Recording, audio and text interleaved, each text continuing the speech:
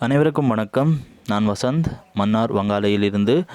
உங்களுக்கு தெரியும், இன்று கண்டி பதுளை வீதியில் 2 பேருந்துகள் நேருக்கு நேர் மோதியதில் ஒரு பேருந்து 2ஆக பிளந்து ரோட்டில் இந்த சம்பவம் நடைபெற்றுள்ளது.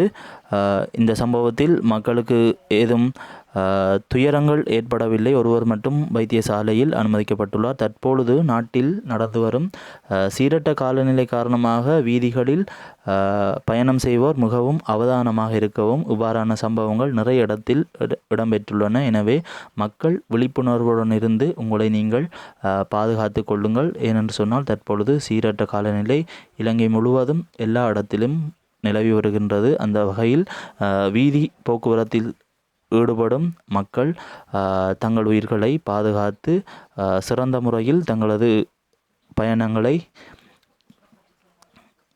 மேற்கொள்ள இந்த விழிப்புணர்வு காணொளியை நான் உங்களுக்கு பதிவிடுகிறேன்.